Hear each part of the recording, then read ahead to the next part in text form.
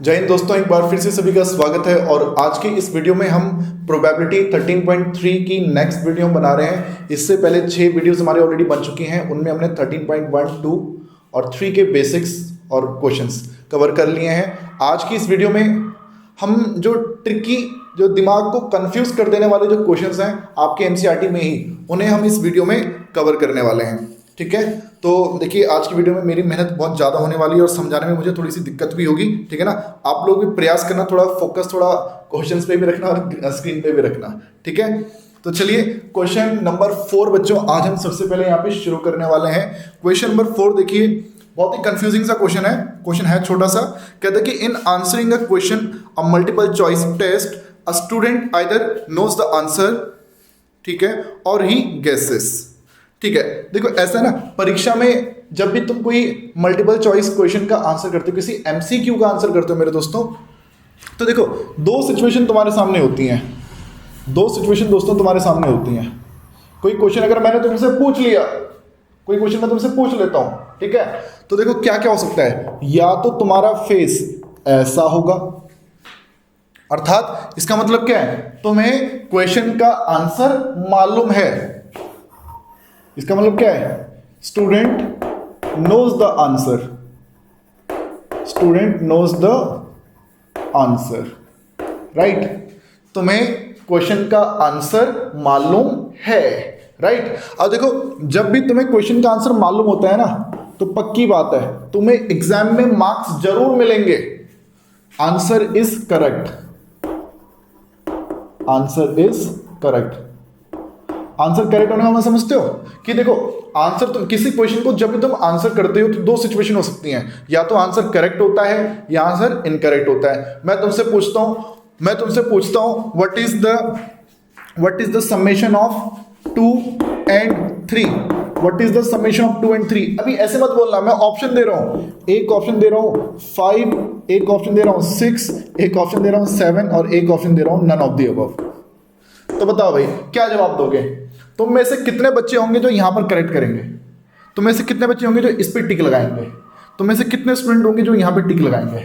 मैं मान के चल रहा हूं तुम लोग मेंटली बहुत साउंड हो और बहुत ही समझदार भी हो और फोकस तुम्हारा सही रहता है एग्जाम टाइम पे। ठीक है, तो यहां पे ऑब्वियस है भैया, हर एक स्टूडेंट 5 पर ही टिक लगाएगा।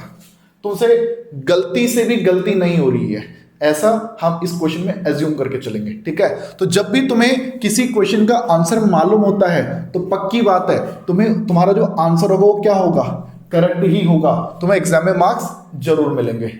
ठीक है जी, क्या कोई बच्चा ऐसा हो सकता है जो 6 में टिक लगाएगा? 12वीं क्लास का बच्चा जो बोले कि 2 + 3 तो 6 के इक्वल होता है, 2 + 3 7 के इक्वल होता है। कोई नॉर्मल बच्चे की बात कर रहा हूं मैं, ठीक है ना, इस बात को ध्यान रखिएगा। ओके, तो देखिए जब किसी स्टूडेंट को किसी क्वेश्चन का आंसर मालूम होता है तो कंफर्म आंसर करेक्ट ही होता है, गलती से भी गलती नहीं हो सकती। ठीक है, और इसलिए बेटा हमारे पास एक ही ऑप्शन है। एक ऑप्शन क्या? तो देखिए बच्चों, ऐसा है, जब क्वेश्चन का जवाब तुम्हें पहले से मालूम था तो मैंने आपको अभी बताया कि 6 पे, 7 पे और नन ऑफ द अबव पे तुम टिक नहीं करने वाले। तो तुम्हारे सामने जो फेवरेबल ऑप्शन है वो केवल एक ही है और तुम टिक भी कहां पर करोगे, इस पे ही करोगे। ठीक है, तो अगर कभी भी किसी क्वेश्चन का आंसर तुम्हें मालूम हो और तब आंसर करेक्ट होगा तो याद रखिए इसके जो चांसेस होते हैं वो 1 होते हैं बेटा, वो 100% होते हैं। ठीक है, कई बार तुम बोलते हो ना कि सर अगर हमें बोर्ड का पेपर पहले से मिल जाए ना तो हम कंफर्म बता रहे हैं हम 100 मार्क्स ही लेकर आएंगे, कि हम क्वेश्चन को पूरा ऐसे रट लेंगे, क्वेश्चन के आंसर सारे ऐसे रट लेंगे, हम पूरे 100 में से 100 नंबर लेकर आएंगे। तो तुम 100% क्यों बोलते हो?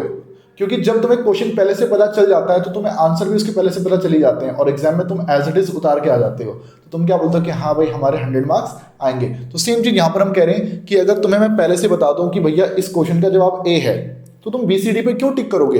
उनको तो तुम देखोगे भी नहीं, तुम सिर्फ इसकी शक्ल देखोगे और इस पर टिक लगाकर तुम आ जाओगे।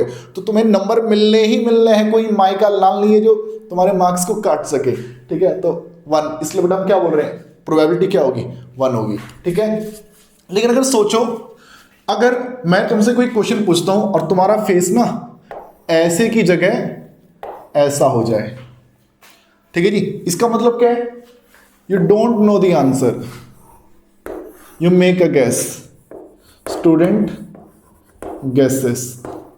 जो स्टूडेंट जो है वो उस क्वेश्चन पे अब गेस करने वाला है। अब जरा सोचो एक क्वेश्चन मैंने तुमसे वो पूछा, उसका तो तुम्हें जवाब मालूम था, 1 मार्क्स मिलेंगे भाई, कंफर्म है, ठीक है। लेकिन अगर सोचो मैं तुमसे क्वेश्चन पूछता हूं कि किसी बाइनोमियल डिस्ट्रीब्यूशन में मीन फाइंड करने के लिए जो फॉर्मूला होता है वो फॉर्मूला होता है NP NQ NR NPQR, ये होता है, ठीक है। मैं तुम्हारे सामने 4 ऑप्शन दे देता हूं। किसी बाइनोमियल डिस्ट्रीब्यूशन में मीन फाइंड करने के लिए जो फॉर्मूला होता है वो NP होता है, NQ होता है, NR होता है, NPQR होता है। ये क्वेश्चन मैंने तुमसे पूछ लिया। अब देखिए, जिसने बाइनोमियल डिस्ट्रीब्यूशन टॉपिक को पढ़ा होगा वो बच्चा आंसर दे देगा, लेकिन जिसने अब नहीं पढ़ा होगा, ठीक है, जैसे आप में से बहुत सारे स्टूडेंट होंगे जिसको नहीं मालूम होगा इसके बारे में, ठीक है, कुछ को मालूम भी होगा बट बहुतों को नहीं मालूम होगा, तो वो अब तो क्या मारेंगे कि यार सही तो ये भी लग रहा है, ये भी सही लग रहा है, ये भी सही लग रहा है, ये भी सही लग रहा है, ठीक है। और हो सकता है तुम में से बहुत सारे स्टूडेंट्स ने यूट्यूब पे तुक्का लगाने की साइंटिफिक टेक्निक भी देख रखी हो भाई, ठीक है ना। तो भाई मुझे नहीं मालूम उसके बारे में ज्यादा, लेकिन जो भी है मैंने तुम्हारे सामने 4 ऑप्शन दे दिए भाई, और इन चारों में से कोई एक ही ऑप्शन सही है, ठीक है। अब सोचिए, तुम टिक इस पे भी लगा सकते हो, क्या चांसेस है कि ये सही है। तुम टिक इस पे भी लगा सकते हो, इस पे भी लगा सकते हो, इस पे भी लगा सकते हो। हाँ बताओ भाई, तुम्हारा जवाब, तुमने जो जवाब दिया है, तुमने जो आंसर दिया है, क्या वो करेक्ट है या इनकरेक्ट है। तुम बोलोगे अब सर करेक्ट भी हो सकता है और वो इनकरेक्ट भी हो सकता है, सही बात है। तो दोस्तों, जब भी कभी तुम किसी क्वेश्चन पे गैस करते हो तो उस सिचुएशन में दोस्तों तुम्हारा आंसर करेक्ट भी हो सकता है और तुम्हारा आंसर जो है मेरे दोस्तों इनकरेक्ट भी हो सकता है। तुम्हारा जो आंसर है वो करेक्ट भी हो सकता है, तुम्हारा आंसर इनकरेक्ट भी हो सकता है, ठीक है। देखो फिलहाल यहां पे 4 ऑप्शन थे और उन 4 में से करेक्ट होना सिर्फ एक में ही पॉसिबल है, और इसका जो एक्चुअल आंसर वो NP है मेरे दोस्तों। करेक्ट आंसर इसका वो NP है, ठीक है। लेकिन जरूरी थोड़ी तुम NP पे टिक करो, तुम तो उन तीनों पे भी टिक कर सकते थे ना। तो इस क्वेश्चन में आपका आंसर करेक्ट होगा, उसके चांसेस कितने हैं 1/4। 1/4 क्यों लिखा, क्योंकि यहाँ पे 4 ऑप्शन थे बेटा, उन 4 में से कोई एक ही सही था। अगर मान लो मैं यहाँ पे 3 ऑप्शन दे देता तब तुम जवाब क्या बोलते कि अब हमारा आंसर करेक्ट होगा, उसके चांसेस कितने हैं 1/3। अगर मैं बेटा यहाँ पर 2 ही ऑप्शन दूं तो अब मैं बोलूँ कि तुमने जो जवाब दिया है वो करेक्ट है, उसके चांसेस क्या है, तो तुम बोलोगे अब हमारी करेक्ट होने के चांसेस कितने हैं 1/2 है। दोस्तों बात समझ में आ रही है। तो देखो ऐसा होता है, ठीक है, जब भी तुम किसी क्वेश्चन में गैस करते हो तो तब तो तुम्हारा आंसर करेक्ट भी हो सकता है और तब तुम्हारा आंसर इनकरेक्ट भी हो सकता है। लेकिन जब भी कभी तुम्हें किसी क्वेश्चन का आंसर पहले से मालूम होता है तब कंफर्म तुम्हारा आंसर करेक्ट ही होगा, कभी भी तुम्हारा आंसर गलत नहीं हो सकता यार। तो देखिए दोस्तों, अब हम पढ़ते हैं क्वेश्चन को, अब हम इस क्वेश्चन को पढ़ते हैं, क्वेश्चन में क्या क्या रहा है दोस्तों, क्वेश्चन में क्या क्या रहा है तो उस चीज को देखते हैं, ठीक है। अब देखिए कहता है कि in answering a question on a multiple choice test, a student either knows the answer. Student को आंसर मालूम भी हो सकता है और स्टूडेंट आंसर पे गैस भी कर सकता है। स्टूडेंट को आंसर मालूम भी हो सकता है और वो उस आंसर पे गैस भी कर सकता है, दोनों चीजें पॉसिबल हैं। फिर क्या कहते हैं कि let 3/4 be the probability that he knows the answer. उससे आंसर मालूम होगा, उसकी संभावना कितनी है 3/4 and 1/4 be the probability that he guesses, वो आंसर पे गैस करेगा, उसके चांसेस कितने हैं 1/4। यानी कि ये समझ लो, मैं तुमसे अगर 100 क्वेश्चन पूछ रहा हूं तो 100 में से 3/4 यानी कि 75 क्वेश्चन के आंसर तुम्हें मालूम होंगे और 25 क्वेश्चन पे तुम गैस मारने वाले हो, ठीक है। अब जिन 75 क्वेश्चन के आंसर तुम्हें मालूम है उन 75 में से बेटा 75 मार्क्स तो तुम्हें कंफर्म मिलेंगे, वो 75 करेक्ट है, बट जो 25 पे तुमने गैस मारा है उसमें तुम्हारा 25 क्वेश्चन है, सब में मार्क्स नहीं मिलेंगे, कुछ तुम्हारे आंसर गलत भी होंगे, कुछ तुम्हारे आंसर सही भी होंगे, कुछ आंसर्स करेक्ट, कुछ आंसर्स इनकरेक्ट। अब कितने करेक्ट है कितने इनकरेक्ट है वो मुझे नहीं मालूम भाई, ठीक है, ओके ठीक है। तो भाई क्या बोलता है, कहता है कि किसी स्टूडेंट को जब हम कोई क्वेश्चन पूछते हैं तो उसका जवाब उसे मालूम होगा, he knows the answer, the probability will be 3/4 and 1/4 with the probability that he makes a guess, ठीक है। अब पढ़ते हैं आगे, फिर क्या कहता है भाई, कहता है कि and assuming that a student who guesses at the answer, student who makes a guess and the answer will be correct with the probability, भाई एक स्टूडेंट ने गैस किया और गैस करके उसका आंसर क्या हो गया करेक्ट, इसके जो चांसेस है वो कितने हैं 1/4 है, ठीक है। ठीक है सर। अच्छा सोचो, एक स्टूडेंट जिसको आंसर पहले से मालूम होगा तो उसका आंसर करेक्ट होगा, उसके चांसेस तो 1 होंगे ना, 100% चांसेस, ठीक है। अगर स्टूडेंट को आंसर पहले से मालूम है और तब उसका आंसर करेक्ट होगा, उसके चांसेस 1 by 1 लिख रहा हूं बेटा मैं, 1 by 1 लिख लो या ओनली 1 लिख लो, बात तो एक ही है। और he makes a guess, he makes a guess का मतलब कि वो तुक्का मार रहा है, तुक्का मार के उसका आंसर करेक्ट हो रहा है, तो हम क्या लिख देंगे 1 by 4। ओके ठीक है सर। अब पढ़ते हैं आगे। What is the probability that student knows the answer? What is the probability that student knows the answer given that he answer it correctly? अब बताओ, हमने एक बच्चे से एक सवाल पूछा था, हमने एक बच्चे से एक सवाल पूछा था भाई, ठीक है, और उस बच्चे ने उस सवाल का एकदम सही जवाब दिया, सही जवाब दे दिया है, कॉमन इवेंट हो चुकी है, ठीक है। Now find the probability that he knows the answer. What is the probability that he knows the answer given that he answer it correctly. अब देखिए दोस्तों, यहां पर अब आपको क्या क्या करना है, एक इवेंट लेनी है E1, एक इवेंट लेनी है E2। E1 का मतलब जो इवेंट पहले हो सकती है, पहले क्या हो सकता है, या तो तुम्हें आंसर मालूम होगा, he knows the answer. E2, he makes a guess, he guesses at the answer। Okay, common event A. जो इवेंट बाद में होगी, बाद में होने का तो वैसे ये भी हो सकता था कि answer is incorrect, but question में बोला गया कि he given that he answer it correctly, ये चीज हुई है भाई बाद में, तो इसको तो छोड़ दो यार, ही आंसर इट करेक्टली, ठीक है जी। तो देखो दोस्तों, ऐसा है ना, जो चीज बाद में होती है आंसर इज करेक्ट, राइट। तो अब इसलिए क्या बोलते हैं कि आंसर करेक्ट हम दे चुके हैं। तुम ये बताओ, उस बच्चे को प्रश्न का जवाब पहले से मालूम रहा होगा, इसके क्या चांसेस हैं। तो देखो, रिवर्स प्रोबेबिलिटी है मेरे दोस्तों, ठीक है ना, रिवर्स प्रोबेबिलिटी की बात हो रही है, बेस थ्योरम की बात हो रही है। आपको E1, E2, A by E1 और A by E2, ये सब चीजें बच्चों आप लोगों को चाहिए। E1 का मतलब क्या है, he knows the answer, he knows the answer, उसके चांसेस कितने हैं 3 by 4। E2, he makes a guess, he guesses at the answer 1 by 4। फिर A by E1, A by E1 का मतलब, A by E1 का मतलब he knows the answer and then answer is correct, क्या है बेटा 1। और A by E2, he guesses then answer is correct, guess करके आंसर करेक्ट होना भैया मुश्किल काम है, चांसेस कम है 1 by 4। और जब तुम्हें आंसर मालूम होगा तब तो आंसर करेक्ट होना ही होना है भाई, ठीक है। तो दोस्तों अब बताइए, इस क्वेश्चन को अब आगे किया जा सकता है या नहीं किया जा सकता है। अब आगे इसमें कुछ भी ऐसे मुश्किल काम नहीं है, जस्ट आपको फॉर्मूले में वैल्यूज पुट करनी है। ओके, तो चलिए अब हम चलते हैं सीधा नेक्स्ट क्वेश्चन की तरफ।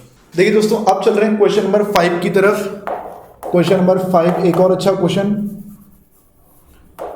क्वेश्चन दिखने में काफ़ी बड़ा है, तो बच्चे डर भी जाते हैं भैया, मुझे भी डर लग जाता है कई बार ऐसे बड़े बड़े क्वेश्चन देखकर। कहता है कि a lab blood test is 99% effective in detecting a certain disease when it is in fact present.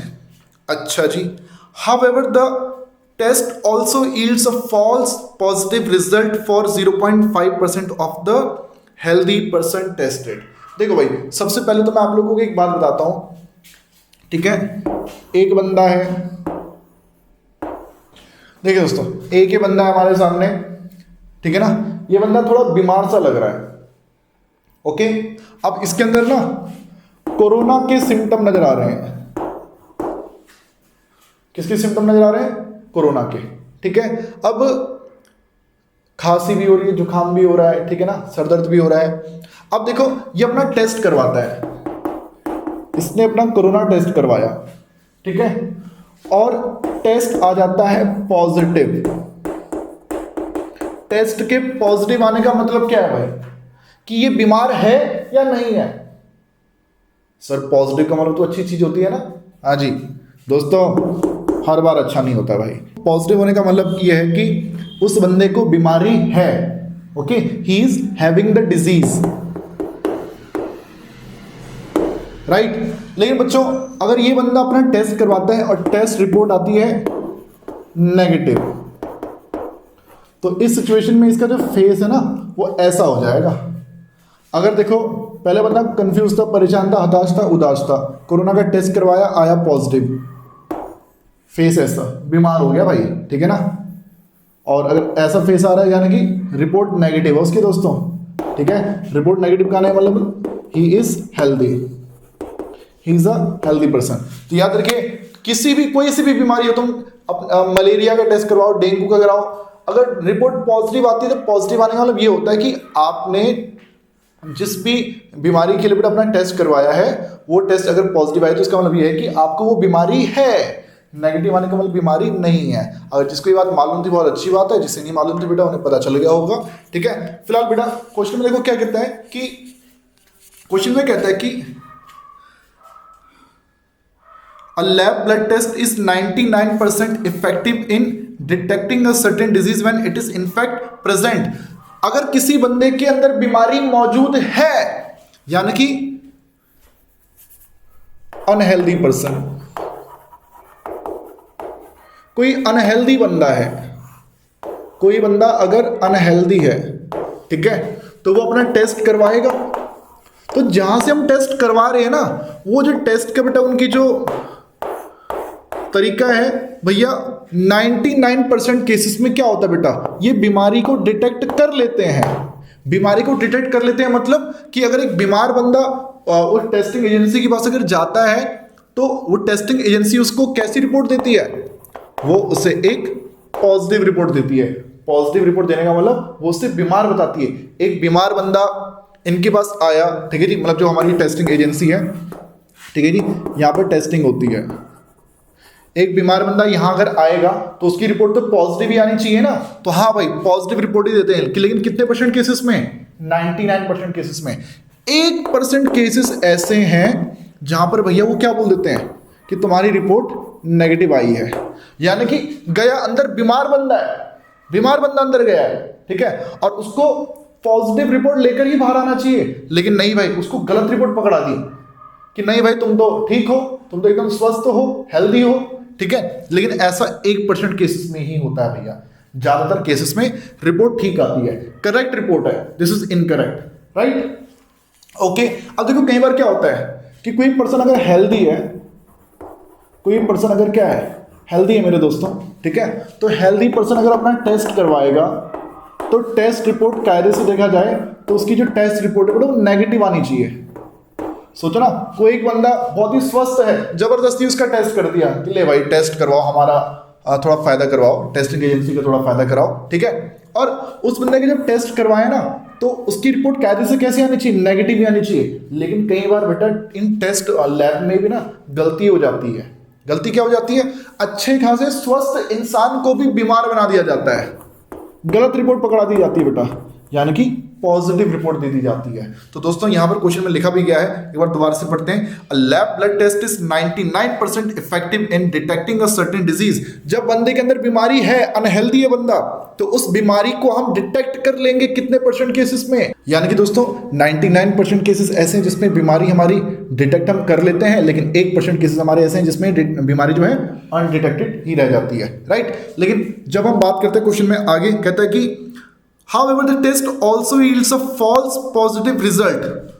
false यानी गलत रिपोर्ट दी गई भाई, false positive रिपोर्ट, यानी कि हम पर्सन जो है हेल्दी है लेकिन उस हेल्दी पर्सन को भी क्या बोल दिया गया, पॉजिटिव बोल दिया गया, तो ये हमारे लिए फॉल्स पॉजिटिव रिजल्ट हो गया। बट ऐसा बहुत कम होता है यार,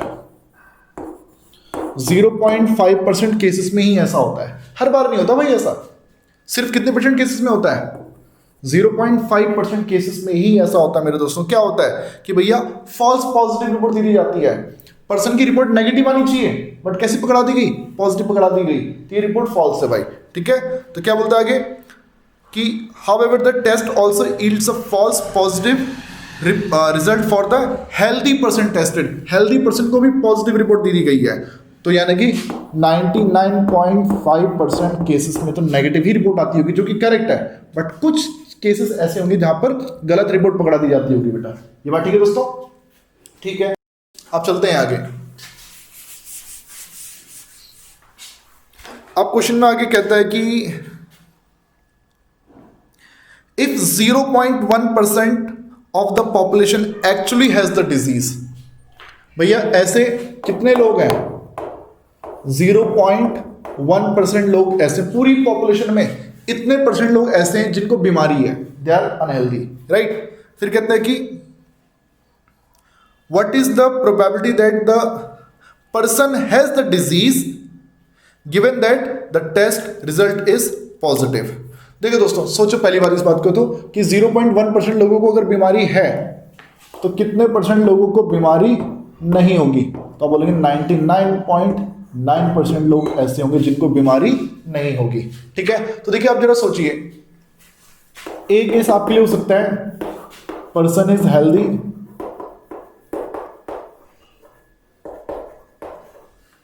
एक केस आपके लिए क्या हो सकता है, या फिर पर्सन इज अनहेल्दी और पर्सन इज हेल्दी। या तो बंदे को बीमारी है या बंदे को बीमारी नहीं है, दो ही सिचुएशन हो सकती है ना। लेकिन भाई चाहे कोई सी भी सिचुएशन हो, अनहेल्दी पर्सन की तो पॉजिटिव रिपोर्ट आएगी ही, पर हेल्दी पर्सन की भी पॉजिटिव रिपोर्ट आ जाती है। Test result is positive. बात समझ आ रही दोस्तों? अब ये समझो कि यहां सारे अनहेल्दी लोग हैं और यहां सारे हेल्दी। अब यहां से रिपोर्ट पॉजिटिव भी आती है, यहां से रिपोर्ट नेगेटिव भी आती है, पर जो हेल्दी वाले हैं, हेल्दी में भी तो पॉजिटिव रिपोर्ट आती है और हेल्दी में भी नेगेटिव रिपोर्ट आती है। दोनों सिचुएशन पॉसिबल है ना। तो सर मैंने सिर्फ इसको ही क्यों कंसीडर किया, क्योंकि क्वेश्चन में बोला गया है कि what is the probability that person has the disease. Probability किस चीज की फाइंड करनी है कि person is unhealthy, person has the disease given that the test result is positive. Test result is positive. तो सर हम इस वाले केस को इसलिए इग्नोर कर रहे हैं। अनहेल्दी पर्सन की भी पॉजिटिव रिपोर्ट आ सकती है, हेल्दी पर्सन की भी पॉजिटिव रिपोर्ट आ सकती है, ठीक है। ये चीज हम लोगों को यहां पर अब फाइंड करनी है दोस्तों, ठीक है। अब जरा सोचिएगा, हमें चाहिए E1 E2 A/E1 A/E2, okay. अब देखिए दोस्तों, ऐसा है ना, E1 का मतलब क्या है, पर्सन इज अनहेल्दी, और अनहेल्दी लोग हैं कितने भाई, 0.1%, यानी इसको आप 1/1000 कह सकते हैं, 1/1000। तो सोचिए E2 का मतलब क्या होगा, पर्सन इज हेल्दी। हेल्दी कितने लोग हैं, वो ऐसे 99.9% लोग हैं, तो इसको 999 के बट्टे में 1000 बोल दिया जाएगा। ये बात भी ठीक है। अब सोचिए A/E1, एक अनहेल्दी पर्सन की पॉजिटिव रिपोर्ट आने के चांसेस कितने हैं, 99%। और A/E2 यानी कि A/E2 का मतलब एक हेल्दी पर्सन की पॉजिटिव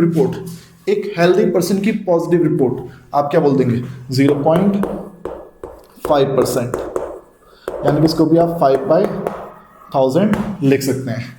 तो दोस्तों अब आगे का काम आप लोगों को मालूम है कि फॉर्मूले में कैसे वैल्यूज को हम लोगों ने पुट करना है, तो वो बेटा हम करते हैं आपके हवाले, ठीक है। चलते हैं हम नेक्स्ट क्वेश्चन की तरफ। देखिए दोस्तों, इस एक्सरसाइज का एक और बहुत ही मुश्किल क्वेश्चन में एक माना जाता है और एक बहुत ही इंपॉर्टेंट क्वेश्चन है, क्वेश्चन नंबर 12। देखो बहुत ही टेक्निकल क्वेश्चन है, समझने में दिक्कत आ रही होगी आप लोगों को। और जो बच्चों ने मुझसे पर्सनल मैसेज में इंस्टाग्राम पे मैसेज करके मुझसे रिक्वेस्ट करी थी कि मैं इन्हीं क्वेश्चंस को नेक्स्ट वीडियो में करवाऊं, ठीक है, तो बेटा मैं वही क्वेश्चन आप लोगों के लिए करवा रहा हूं। आप लोगों को दिक्कत आई थी वो एक तो मार्क्स वाले क्वेश्चन में, ये टेस्ट वाले क्वेश्चन में, अब दूसरा ये जो कार्ड वाला क्वेश्चन है मेरे दोस्तों, इसको हम यहाँ पे करने वाले हैं। कहते कि अ card from a pack of 52 card is lost. 52 पत्तों में एक पत्ता खो गया, पता नहीं कौन सा खोया, खोने के लिए तो बहुत सारे पत्ते हैं, ठीक है। कहते कि from the remaining card of the pack 2 cards are drawn and are found to be both diamond. भैया 2 पत्ते अब हमने निकाले बचे हुए 51 पत्तों में से। कहता कि find the probability that the lost card being a diamond. जो पत्ता पहले खोया था ना, वो कौन सा खोया, वो डायमंड का खोया होगा। इस चीज की प्रोबेबिलिटी अब हम लोगों को फाइंड करनी है। तो देखो भाई, सबसे पहले तो ये ध्यान रखो, टोटल कार्ड होते कितने हैं, 52 में एक होता है डायमंड, एक होता है हार्ट, क्लब और स्पेड। डायमंड होते हैं 13। डायमंड कितने होते हैं मेरे दोस्तों? डायमंड होते हैं 13। हार्ट कितने? 13। क्लब कितने? 13। और स्पेड कितने? वो भी 13। कुल मिला के 52 कार्ड हैं। कुल मिला के मेरे पास 52 कार्ड्स हैं। उन 52 कार्ड्स में से एक कार्ड खोया है। अब बोलो, वो कार्ड खोने के लिए तो डायमंड का भी हो सकता है, हार्ट का भी हो सकता है, क्लब भी हो सकता है, या वो स्पेड भी हो सकता है। इन चारों में से वो कोई सा भी पत्ता हो सकता है। सही बात है? ठीक है सर। अब देखो, जब एक पत्ता खो गया होगा तब मेरे पास कार्ड कितने बचे होंगे? तब मेरे पास कार्ड बचे होंगे 51। राइट, मेरे पास 51 कार्ड्स बचे होंगे। उन 51 कार्ड में से फिर मैंने 2 कार्ड और निकाले। देखो दोबारा पढ़ते हैं। अ card from a 52 card is lost. एक पत्ता खो गया। ओके, फिर अब मेरे पास कितने बचे हैं? 51 बचे हैं। कहता है कि from the remaining card of the pack 2 cards are drawn and are found to be both diamond. जो 51 पत्ते हमारे पास बचे थे ना, उसमें से भी 2 कार्ड्स हमने निकाले और दोनों के दोनों क्या निकले? वो दोनों डायमंड निकल गए भाई। दोनों के दोनों डायमंड निकले हैं। ओके, ठीक है सर। अब कहते हैं कि find the probability that the lost card being a diamond. अब हमसे पूछ लिया गया कि अगर अब 2 डायमंड निकल चुके हैं, 2 डायमंड अगर निकल चुके हैं, तो तुम अब मेरे को ये बताओ कि जो पत्ता पहले खोया था ना, वो भी एक डायमंड का कार्ड रहा होगा। इस चीज के चांसेस क्या है भाई, ये हमको बताओ। तो देखिए, इसको ऐसे समझते हैं, ये पूरा क्वेश्चन जो है ना भाई, ये डायमंड वाले कार्ड के ही इर्द गिर्द घूम रहा है। किसके इर्द गिर्द? डायमंड के इर्द गिर्द। तो मेरे दोस्तों ये समझिए, 52 कार्ड्स है।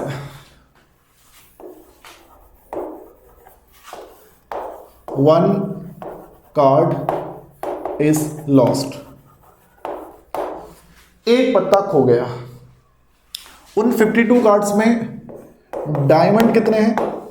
इन 52 कार्ड्स में डायमंड कितने हैं? आप बोलते हैं कि डायमंड है 13। एंड अदर कितने हैं? भाई, मैं कोई कार्ड या तो डायमंड होता है या वो नॉन डायमंड होता है। अब मैं हार्ट, क्लब, स्पेड इनकी बात नहीं करूंगा, मैं इन तीनों को एक साथ मिला देता हूं भाई। मैं इन तीनों को ही एक साथ मिला देता हूं। या तो डायमंड का कार्ड होता है या नॉन डायमंड का कार्ड होता है। और नॉन डायमंड कितने होते हैं दोस्तों? 13 13 13 39 होते हैं। ये बात मानते हैं दोस्तों? डायमंड होते हैं मेरे पास 13 और नॉन डायमंड मेरे पास कितने होते हैं? 39 होते हैं। ठीक है, स्टार्टिंग में मेरे बच्चों मेरे पास 52 कार्ड्स थे। उस 52 कार्ड में डायमंड कितने थे? 13। और अदर देन डायमंड कितने थे? 39। ये 2 केस में लेके चल रहा हूं। ठीक है, अब जो पत्ता खोएगा, या तो यहां वाला कार्ड खोएगा या वो वहां वाला कार्ड खोएगा। ये 2 सिचुएशन है बेटा मेरे पास, इसके अलावा और कोई पॉसिबिलिटी नहीं है। तो देखो, अगर ये टनल वगैरह भी जब आप बनाते थे दोस्तों, तो 2 सिचुएशन बनेगी। Diamond lost, diamond is lost, non diamond is lost. Right, अब सोचिए एक कार्ड अगर मेरा खो जाता है तो 2 सिचुएशन बनी। इफ डायमंड इज लॉस्ट,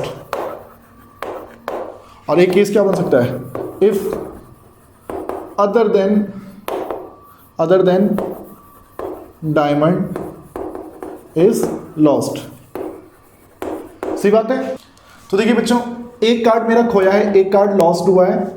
अब जिस कार्ड का लॉस हुआ है भैया, वो खोने के लिए डायमंड वाला भी हो सकता है और खोने के लिए वो अदर देन डायमंड भी हो सकता है। सोचिए, 2 सिचुएशन बन रही है हमारी। फिर से देखिए, डायमंड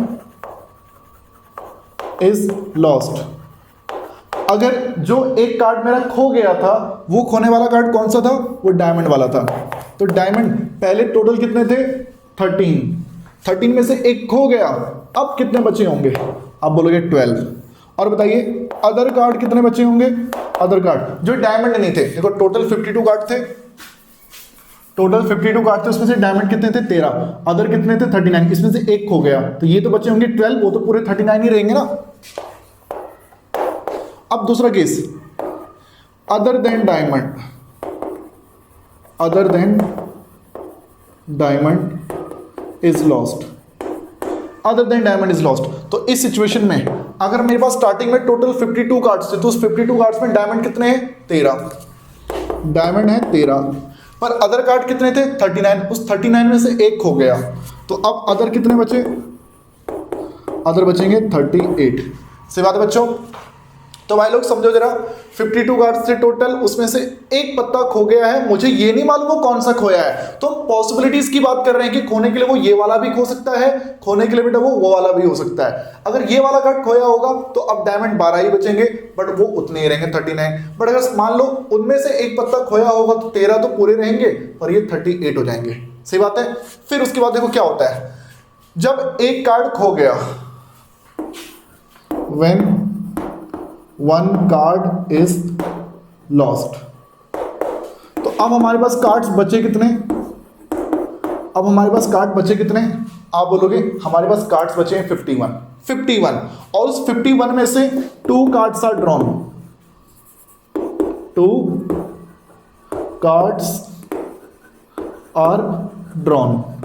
और जो कार्ड हमने निकाले ना वो कौन से निकले? 2 diamonds are drawn from the remaining 51 cards. वो दोनों के दोनों क्या निकले? पहला भी डायमंड निकला और दूसरा भी डायमंड निकला। इस 51 कार्ड में से मुझे 2 डायमंड निकालने हैं मेरे दोस्तों, तो पहला भी डायमंड निकल रहा है और दूसरा भी क्या निकल रहा है? डायमंड निकल रहा है मेरे बच्चों। ठीक है, तो सोचिए अगर खोने वाला पत्ता लॉस्ट कार्ड अगर डायमंड होता तो क्या यहां से 2 डायमंड अब निकाले जा सकते हैं या नहीं निकाले जा सकते हैं? इस 51 में से क्या 2 डायमंड निकल सकते हैं? तो बोलोगे यस। अगर मैं बोलूं क्या यहां से अगर अदर देन डायमंड लॉस्ट हुआ होता तो क्या यहां से 2 डायमंड निकल सकते हैं या नहीं निकल सकते हैं? तो आप बोलोगे यस, इस सिचुएशन में भी 2 डायमंड हमारे निकल सकते हैं भाई लोग। तो दोस्तों ऐसा है ना, चाहे डायमंड लॉस्ट हुआ हो या नॉन डायमंड लॉस्ट हुआ, दोनों ही सिचुएशन में 2 डायमंड्स आर ड्रॉन। ये सिचुएशन यहां पर भी पॉसिबल है और यहां पर भी पॉसिबल है। और मैं आपको हमेशा क्या बोलता हूं, जो चीज पहले होती है वो E1, जो चीज पहले हो सकती है वो E1 या E2। खोने के लिए डायमंड भी खो सकता था, नॉन डायमंड भी खो सकता था, तो या तो E1 होगा या E2 होगा। लेकिन जब इन दोनों में से कोई एक इवेंट हो चुकी होगी तो उसके बाद एक इवेंट और करवानी है। और वो इवेंट क्या है मेरे दोस्तों?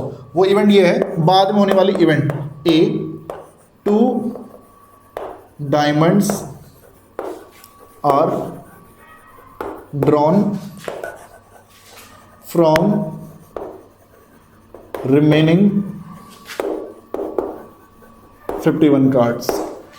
हमें रिमेनिंग 51 कार्ड्स में से 2 डायमंड्स को ड्रॉ करना है। तो देखिए दोस्तों, अब हम प्रोबेबिलिटी की बात करेंगे।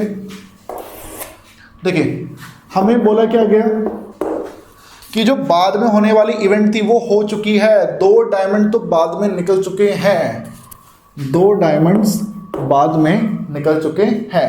अब ये प्रोबेबिलिटी फाइंड करो, find the probability that the lost card is a diamond. Lost card is a diamond, यानी कि मुझे फाइंड क्या करना है? मुझे E1 अपॉन ए फाइंड करना है, E1 by A. E1 by ए का मतलब ये A हो चुका है और E1 फाइंड करना है। A हो चुका है यानी कि जो रिमेनिंग 51 कार्ड्स थे उस 51 कार्ड्स में से, रिमेनिंग 51 कार्ड्स में से 2 डायमंड निकालने हैं। रिमेनिंग 51 कार्ड्स में से 2 डायमंड निकालने हैं। तो 2 डायमंड इस वाली सिचुएशन में भी निकल सकते थे और 2 डायमंड इस वाली सिचुएशन में भी निकल सकते थे। तो 2 डायमंड का निकलना एक कॉमन इवेंट थी जो कि बाद में होगी और बाद वाली इवेंट हो चुकी है।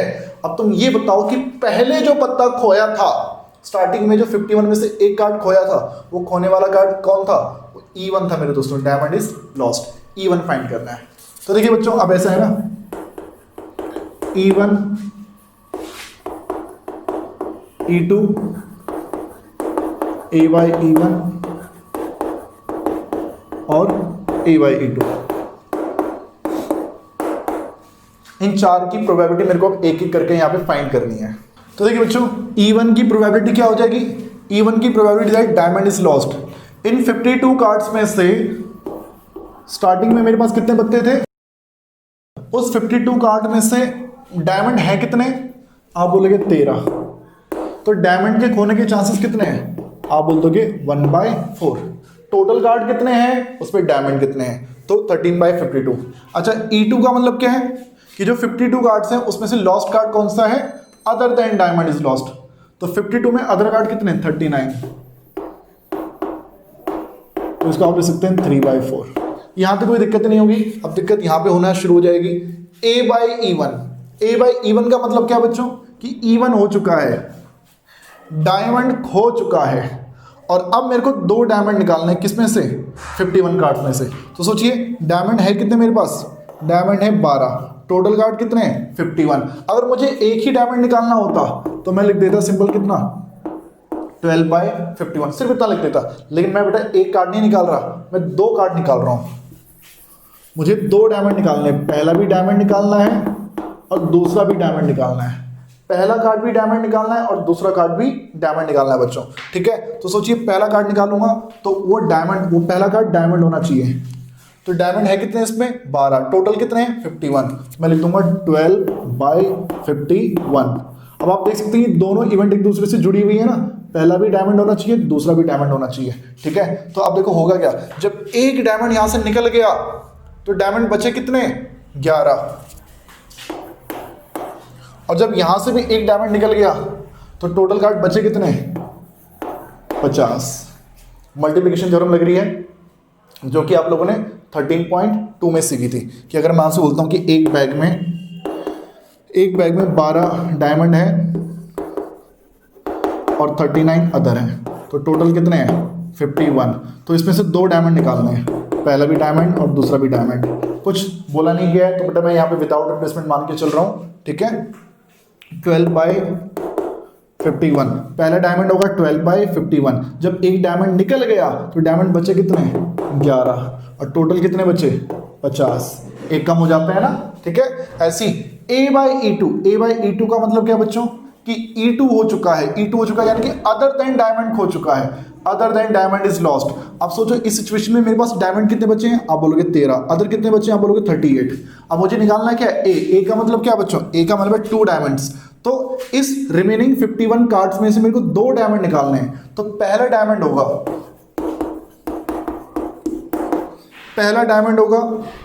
13 के बट्टे में 51, और दूसरा डायमंड होगा 12 के बट्टे में 50। बात समझ में आ रही है। यहाँ पे टोटल 13 कार्ड थे, डायमंड वाले टोटल 13 कार्ड थे, और इन दोनों को मिलाकर टोटल जो 51 कार्ड से, उन 51 में से मेरे को 2 डायमंड ड्रॉ करने, एक के बाद एक, ठीक है। तो बेटा पहला डायमंड होगा 13/51। और जब सोचो एक डायमंड निकल गया है तो ये भी एक कम हो जाएगा और ये भी एक कम हो जाएगा, तो बचेंगे कितने, 12/50। तो मेरे दोस्तों अब इसके आगे इसमें कैलकुलेशन वाला काम है, उसको आप लोग खुद से इसमें कर सकते हो दोस्तों। अब हम चलेंगे नेक्स्ट क्वेश्चन की तरफ। देखिए बच्चों, अगले क्वेश्चन को शुरू करने से पहले मैं आप लोगों को बता दूं कि अनअकैडमी प्लेटफॉर्म पर इस टाइम पर बहुत सारी टेस्ट सीरीज और बहुत सारी free classes, live classes, class 9th, class 10th और क्लास 11th और क्लास 12th, 9 से लेकर 12 तक जितने भी क्लासेस हैं, इन सब के लिए फ्री टेस्ट सीरीज और बहुत सारी फ्री क्लासेस इस टाइम पे बहुत अच्छी अच्छी टीचर्स के द्वारा करवाई जा रही हैं, ठीक है। और अगर आपको रिवीजन करनी है बच्चों यार, तो मैं मानता हूं कि आपको इन सब क्लासेस को ज्वाइन करना चाहिए, ठीक है। तो वो क्लासेस आपको सबसे पहले अनलॉक करनी पड़ेंगी। अनलॉक करने के लिए मेरे दोस्तों आपको एक कूपन कोड यूज करना पड़ेगा, AC Live। इस कूपन कोड के जरिए मेरे दोस्तों आप उन सभी क्लासेस को अनलॉक कर सकते हैं, ठीक है। जरूरी नहीं है यही कूपन यूज करो, अगर कोई और भी टीचर अगर आपके पास है, ठीक है, उनका कूपन कोड अगर आपको मालूम है तो उसके जरिए भी आप उन क्लासेस को अनलॉक कर सकते हैं, तभी आप उन फ्री क्लासेस को एक्सेस कर पाएंगे। पहले वरना क्या होता था, डायरेक्टली आप उन क्लासेस को देख पाते थे, लेकिन अब इन्होंने अनअकैडमी ने जो सिस्टम कर दिया है वो ये है कि सबसे पहले उन क्लासेस को अनलॉक करना पड़ता है, और उसके लिए बच्चे कूपन कोड, देखो मेरा कूपन कोड ये है AC Live, और अगर आपके पास किसी दूसरे एजुकेटर का भी कूपन कोड है तो आप उसको भी यूज कर सकते हैं बच्चों, ठीक है। टेस्ट इस टाइम पे जितने भी आप लोगों को बेटा मिले, कहीं से भी मिले, उनको करते रहिए, टेस्ट देते रहिए, आपका इसमें भला होगा बच्चों, ओके। और ये भी मैं आपको बता दूं कि उन टेस्ट में बेटा जो भी क्वेश्चन आपसे पूछे जाते हैं ना, उनकी बाद में भी आप अच्छे से प्रैक्टिस करते रहो, क्वेश्चन के स्क्रीनशॉट ले लो या कुछ भी कर लो, ठीक है। क्वेश्चन को अपने पास रखो, उनकी प्रैक्टिस अच्छे से करते रहो, क्योंकि बोर्ड एग्जाम के लिए वो सारे बहुत ही इंपॉर्टेंट क्वेश्चन होने वाले हैं। और यार इस ईयर में तो 1 मार्क्स के क्वेश्चन की संख्या क्योंकि बढ़ चुकी है, 2 मार्क्स वाले भी आ चुके हैं, तो कॉन्सेप्चुअल होना बहुत ज़्यादा जरूरी है। जितनी ज़्यादा प्रैक्टिस कर सकते हो करते रहो दोस्तों, ठीक है। तो चलिए अब हम चलेंगे सबसे पहले क्वेश्चन की तरफ। सबसे पहला क्वेश्चन, एक और ट्रिकी क्वेश्चन मेरे दोस्तों, क्वेश्चन नंबर 1, एक और ट्रिकी क्वेश्चन मेरे दोस्तों, क्वेश्चन नंबर 1। क्वेश्चन नंबर 1 में कहता है बच्चों कि एन अर्न कंटेन्स, कोई बैग है, कोई कंटेनर है बेटा हमारे पास, that contains 5 red ball and 5 black ball. 5 red ball है और 5 ब्लैक बॉल है मेरे दोस्तों हमारे पास, ठीक है। कहते हैं कि a ball is drawn at random, its colour is noted and return to the urn. यानी ये तो विद रिप्लेसमेंट हो गया। कह रहे कि एक बॉल निकालो, इस बैग के अंदर हाथ डालो और इसमें से एक बॉल निकालो। अब मैं तुमसे पूछता हूं कौन सी बॉल निकलेगी, तो तुम बोलोगे सर अगर आप एक बॉल ड्रॉ कर रहे हो, 1 ball is drawn, 1 ball is drawn, then क्या क्या हो सकता है। ड्रॉन बॉल जो है दोस्तों वो रेड भी हो सकती है एंड ड्रॉन बॉल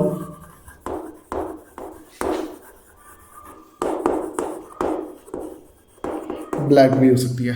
जो एक बॉल हमने निकाली दोस्तों वो रेड भी हो सकती है और वो जो निकाली बॉल बेटा हमने वो ब्लैक भी हो सकती है। दोनों में से कोई भी पॉसिबिलिटी बनी यहाँ पे हो सकती है बच्चों, ठीक है। एक बॉल निकाली है, वो बॉल निकलने के लिए रेड भी हो सकती है और वो बॉल निकलने के लिए बच्चों ब्लैक भी हो सकती है।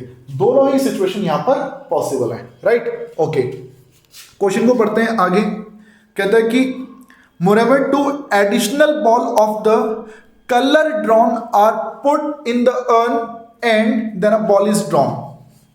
Moreover, 2 additional ball of the color drawn are put in the urn. देखिए, जिस भी रंग की गेंद तुमने अभी निकाली है ना, उसी रंग की 2 एक्स्ट्रा गेंदों को इस बैग के अंदर डाल दो।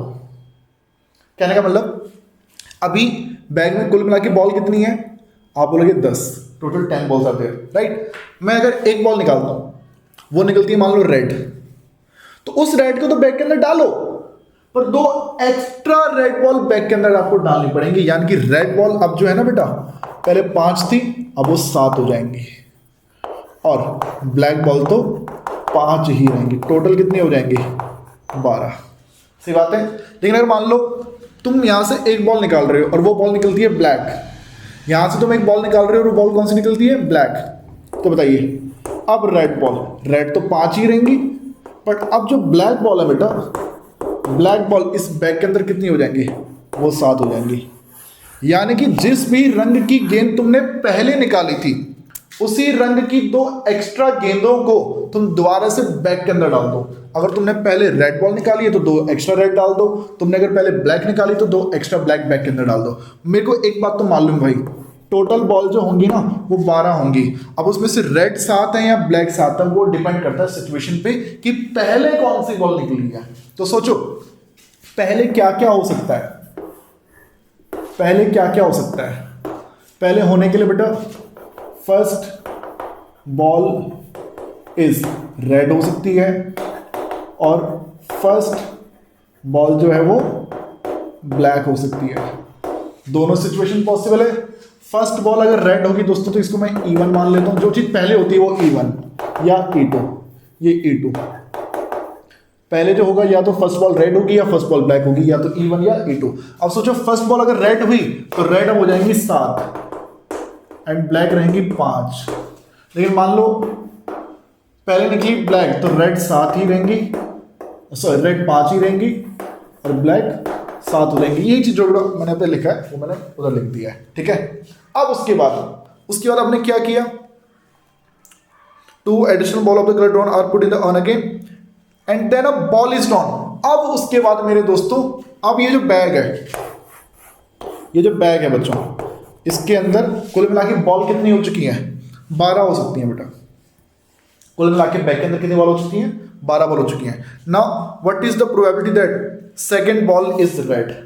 अब मेरे दोस्तों इस 12 में से मेरे को एक बॉल निकालनी है और वो बॉल कौन सी निकलनी चाहिए, वो रेड निकलनी चाहिए। यानी कि इस बैग में से 2 बार बॉल निकाली गई हैं।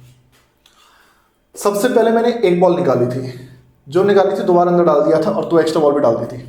अब दोबारा से मैं एक बॉल निकाल रहा हूं, यानी कि अब मैं बाद में एक और इवेंट कर रहा हूं इसमें, ठीक है। तो बताइए रेड बॉल क्या इस वाले बैग से निकल, इस वाली सिचुएशन में निकल सकती है या नहीं निकल सकती है, आप बोलोगे निकल सकती है। रेड बॉल क्या इस वाली सिचुएशन में निकल सकती है या नहीं निकल सकती है, आप बोलोगे निकल सकती है। तो दोस्तों जो इवेंट पहले होती है वो हमारे लिए E1 या E2। E1 का मतलब first ball is black, sorry red. E2 का मतलब फर्स्ट बॉल इज ब्लैक। जो चीज बाद में होनी चाहिए, बाद में जो बॉल मैंने निकाली वो कौन सी निकलनी चाहिए, वो रेड कलर की बॉल निकलनी चाहिए। Second ball is red, second ball is red. एक बार पढ़ लेते क्वेश्चन को ना। What is the probability that second ball is red? Second ball red होगी, इसके चांसेस क्या है? आपसे इस बार बेटा कॉमन इवेंट की ही प्रोबेबिलिटी पूछ ली गई है। इस बार सेकेंड बॉल रेड निकली नहीं है, अभी निकालनी है। अब तक जितने क्वेश्चन करने थे हम लोग, अब तक हमने जितने क्वेश्चन किए हैं पहले, उन सभी क्वेश्चन में बाद वाली इवेंट हो चुकी होती थी। इस बार बाद वाली इवेंट हुई नहीं है। सर कैसे पता चला? बोला गया कि भैया बैग में से एक बॉल निकालो, उसको अंदर डालो, फिर दोबारा एक और बॉल निकालो, और बाद में जो काम करो ना उसकी ही प्रोबेबिलिटी फाइंड करो। पहली बॉल कौन सी निकली वो हम तुमको नहीं बता रहे हैं, वो तुम खुद सोचो। लेकिन दूसरी बॉल रेड निकलेगी, उसकी प्रोबेबिलिटी तुम फाइंड करो। तो दोस्तों जो बाद में होगा सेकंड बॉल इज रेड, उसकी प्रोबेबिलिटी को फाइंड करना है। तो देखिए इसके लिए फॉर्मूला था दोस्तों, E1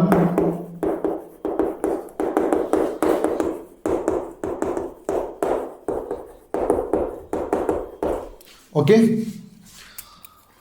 तो देखिए E1 की प्रोबेबिलिटी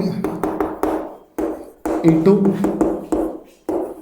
A/E1 और A/E2, इन सब की प्रोबेबिलिटी। E1 की probability first ball is red, यहां से रेड बॉल निकलने के chances 5/10। E2 first ball is black, यहां से ब्लैक के निकलने के चांसेस अगेन 5/10। और A/E1 कि फर्स्ट बॉल रेड निकल चुकी है और अब उसमें से मेरे को A चाहिए। फर्स्ट रेड निकल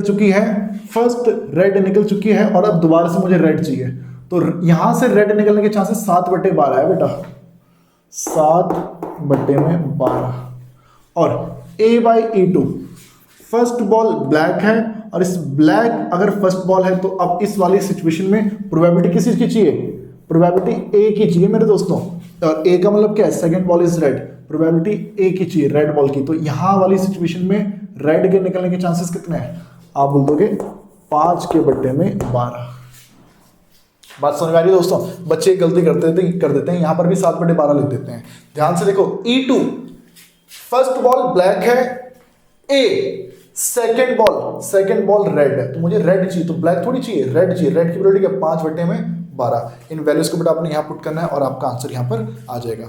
और दोस्तों इसके साथ ही हम इस वीडियो को करते हैं समाप्त। आपको चैप्टर समझ में आया या नहीं आया कमेंट कर देना, ठीक है? और कहाँ पर दिक्कतें लग रही हैं बेटा, मैं आप लोगों के लिए फिर अलग से कुछ सेपरेट वीडियोस प्रोबेबिलिटी के लिए बनाऊंगा, अगर आप लोगों को कहीं और पे दिक्कतें आती हैं बच्चों। तो चलिए अपना ध्यान रखिएगा। जय हिंद, जय भारत, वंदे मातरम।